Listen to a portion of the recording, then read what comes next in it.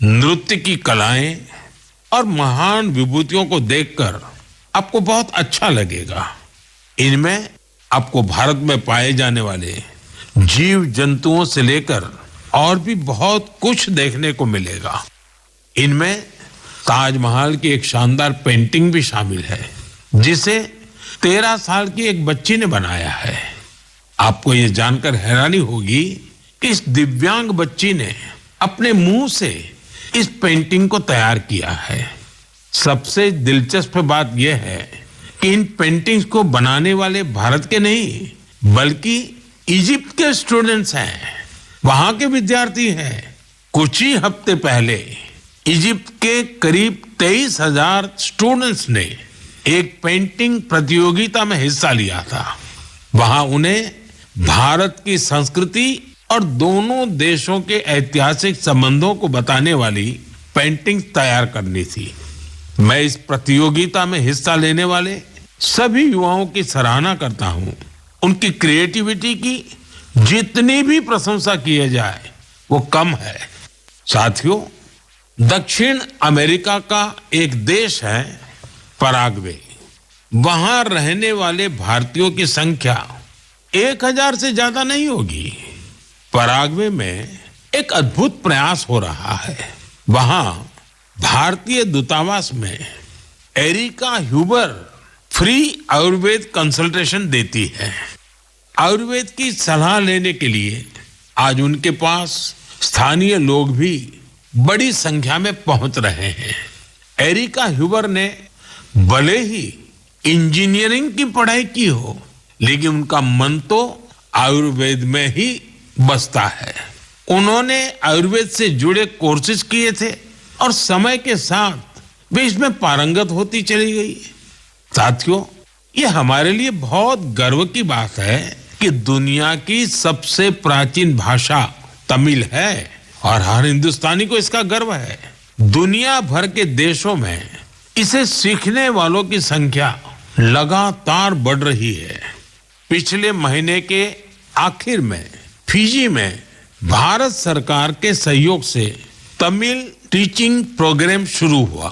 बीते 80 वर्षों में यह पहला अवसर है जब फिजी में तमिल के ट्रेन टीचर्स इस भाषा को सिखा रहे हैं। मुझे ये जानकर अच्छा लगा कि आज फिजी के स्टूडेंट्स तमिल भाषा और संस्कृति को सीखने में काफी दिलचस्पी ले रहे हैं। साथियों, ये बातें, ये घटनाएं सिर्फ सफलता की कहानियां नहीं है, ये हमारी सांस्कृतिक विरासत की भी गाथाएं हैं। ये उदाहरण हमें गर्व से भर देते हैं। आर्ट से आयुर्वेद तक और लैंग्वेज से लेकर म्यूजिक तक भारत में इतना कुछ है जो दुनिया में छा रहा है। साथियों, सर्दी के इस मौसम में देश भर से खेल और फिटनेस को लेकर कई एक्टिविटीज हो रही हैं। मुझे खुशी है कि लोग फिटनेस को अपनी दिनचर्या का हिस्सा बना रहे हैं। कश्मीर में स्कीइंग से लेकर गुजरात में पतंगबाजी तक हर तरफ खेल का उत्साह देखने को मिल रहा है। संडे ऑन साइकिल और साइकिलिंग ट्यूसडे जैसे अभियानों से साइकिलिंग को बढ़ावा मिल रहा है। साथियों, अब मैं आपको एक ऐसी अनोखी बात बताना चाहता हूं जो हमारे देश में आ रहे बदलाव और युवा साथियों के जोश और जज्बे का प्रतीक है। क्या आप जानते हैं कि हमारे बस्तर में एक अनूठा ओलंपिक शुरू हुआ है? जी हां, पहली बार हुए बस्तर ओलंपिक से बस्तर में एक नई क्रांति जन्म ले रही है। मेरे लिए ये बहुत ही खुशी की बात है कि बस्तर ओलंपिक का सपना साकार हुआ है। आपको भी ये जानकर अच्छा लगेगा कि यह उस क्षेत्र में हो रहा है जो कभी माओवादी हिंसा का गवाह रहा है। बस्तर ओलंपिक का शुभंकर है वन भैंसा और पहाड़ी मैना। इसमें बस्तर की समृद्ध संस्कृति की झलक दिखती है। इस बस्तर खेल महाकुंभ का मूल मंत्र है करसायता बस्तर, बरसायता बस्तर, यानी खेलेगा बस्तर, जीतेगा बस्तर। पहली ही बार में बस्तर ओलंपिक में 7 जिलों के 1,65,000 खिलाड़ियों ने भाग लिया है। यह सिर्फ एक आंकड़ा नहीं है, यह हमारे युवाओं के संकल्प की गौरव गाथा है। एथलेटिक्स, तीरंदाजी, badminton, football, hockey, weightlifting, karate, kabaddi, kho kho और वॉलीबॉल, हर खेल में हमारे युवाओं ने अपनी प्रतिभा का परचम लहराया है। कारी कश्यप जी की कहानी मुझे बहुत प्रेरित करती है।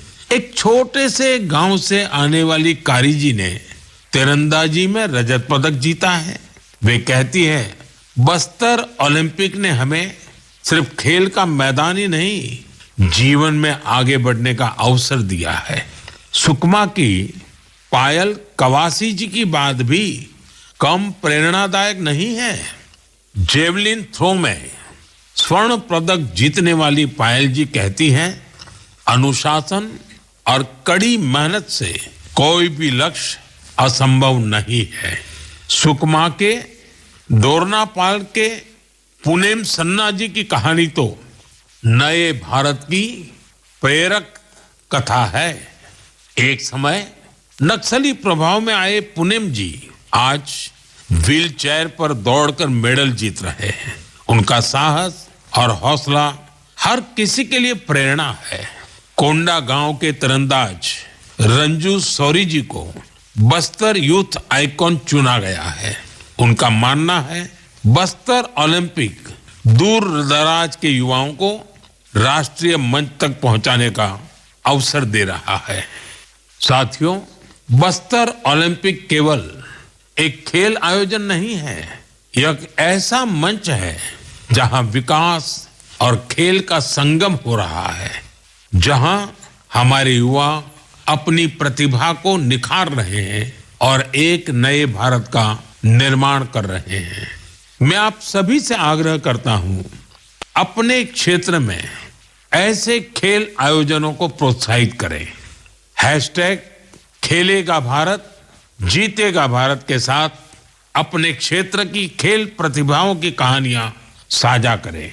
स्थानीय खेल प्रतिभाओं को आगे बढ़ने का अवसर दें। याद रखिए, खेल से न केवल